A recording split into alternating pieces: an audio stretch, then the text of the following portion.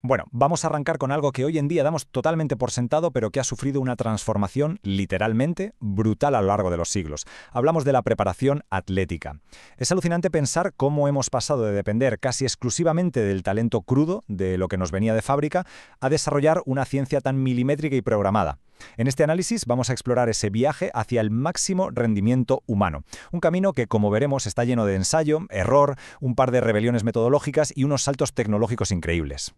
A ver, la gran pregunta que nos va a guiar en todo este recorrido es la siguiente: ¿cómo dimos ese salto fenomenal desde la simple intuición hasta una ciencia exacta? A lo largo de la historia, las ideas sobre cómo entrenar el cuerpo humano no se probaron en un laboratorio cerrado, sino en el campo de batalla más implacable que existe, los Juegos Olímpicos. Cada edición era, básicamente, el examen final, el gran escenario donde los sistemas de entrenamiento se exponían ante el mundo y demostraban si eran un éxito rotundo o un fracaso total. Para entender bien toda esta línea de tiempo, vamos a dividir la explicación en 4 grandes bloques. Primero, los orígenes. Luego, la era del empirismo. Después, la gran revolución de la ciencia deportiva. Y por último, la programación del rendimiento actual. Vamos a ello. Empezamos con el primer bloque, los orígenes del entrenamiento y esos cimientos antiguos. Porque sí, como muchísimas otras cosas de nuestra cultura, todo esto empezó en la antigua Grecia. Es una pasada comprobar lo avanzados que estaban los griegos. Ya tenían una preparación súper estructurada para sus atletas de élite. Hablamos de dietas específicas, de contar con entrenadores especializados, planes de trabajo y hasta terapias de masaje. Pero claro, en esta época el deporte seguía siendo fundamentalmente un arte. Los ganadores solían ser los que simplemente tenían los mejores genes. Era una época que carecía de ese rigor científico necesario para respaldar y replicar el éxito de forma sistemática. Al final casi todo dependía de ese talento innato.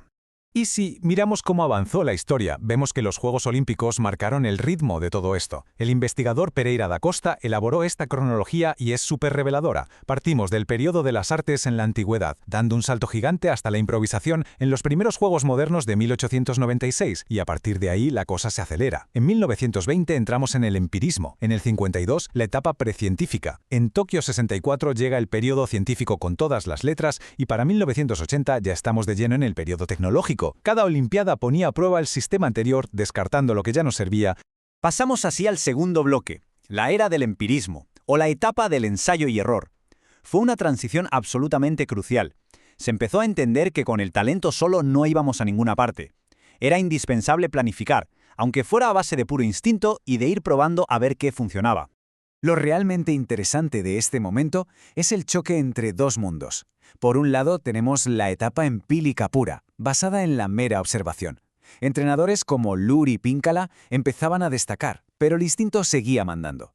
Y por otro lado, vemos el salto evolutivo hacia la era precientífica.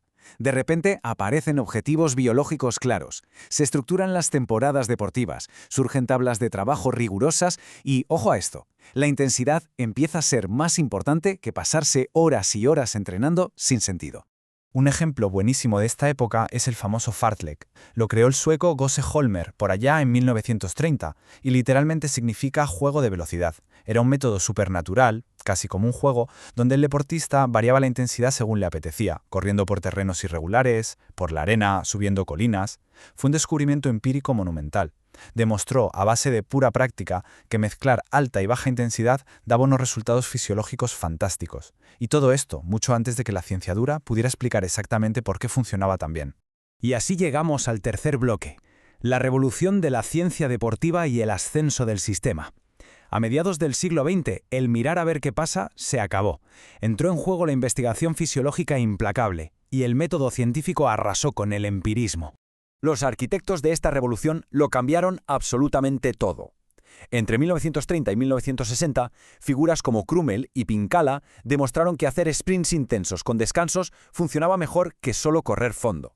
Luego, Gersler metió las distancias cortas con pausas estrictas, y sobre esa base, Reindel y Roskam crearon formalmente el legendario Interval Training.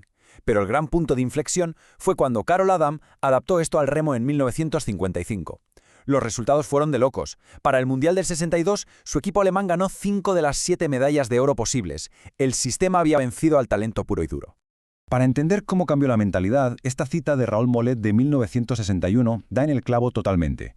Dice que el entrenamiento es una filosofía, apoyada en la dieta, la psicología y la planificación del tiempo libre. O sea, dejó de ser solo sudar la camiseta para convertirse en algo integral. Ya involucraba todos los aspectos de la vida del atleta. Literalmente se estaba programando al ser humano al completo. Pero claro, la historia siempre es un péndulo. Como los métodos de intervalos se volvieron tan extremadamente rígidos y matemáticos, surgió una especie de rebelión en los años 60. Entrenadores míticos como el neozelandés Arthur Lydiard, Ernst Van Aken y Percy Ceruti dijeron basta de laboratorios y propusieron volver al trabajo natural y a las distancias largas, sin tanto esquema milimétrico. Y el resultado fue increíble. Consiguieron éxitos masivos en los Juegos de Roma, Tokio y México, demostrando que, bueno, a veces dar un paso atrás y cuestionar el sistema también trae medallas. Tras todas estas idas y venidas metodológicas, damos un salto cuántico a partir de los Juegos de Moscú en 1980, inaugurando el periodo tecnológico. Aquí los laboratorios y las máquinas toman las riendas por completo para descifrar los secretos del rendimiento. Un caso súper claro de esta sistematización masiva fue Cuba, que desde 1961 apostó todo por crear instituciones metodológicas apoyadas por el campo socialista, lo que catapultó a sus atletas a la élite mundial en un montón de disciplinas. Y así aterrizamos en nuestra realidad actual, en el cuarto y último bloque. La programación del rendimiento o la ciencia moderna. Hoy en día eso de probar suerte o basarse en el instinto está totalmente obsoleto al más alto nivel. Ahora hablamos de programación, un término que suena casi a informática. Y esto exige 3 pasos inquebrantables. Primero, definir unos objetivos clarísimos. Segundo, sistematizar absolutamente todo el contenido del proceso. Y tercero, organizar matemáticamente el equilibrio entre la carga de trabajo y el descanso a lo largo del tiempo. Es un rompecabezas complejísimo, que mezcla biología, psicología e incluso el entorno social. Literalmente no se deja ni un solo detalle a la intuición. Al llegar al final de este recorrido histórico queda en el aire una reflexión de esas que dan para pensar. Hemos visto cómo pasamos de confiar en ese talento otorgado por los dioses en la antigua Grecia a programar cada milisegundo metabólico del cuerpo con tecnología punta.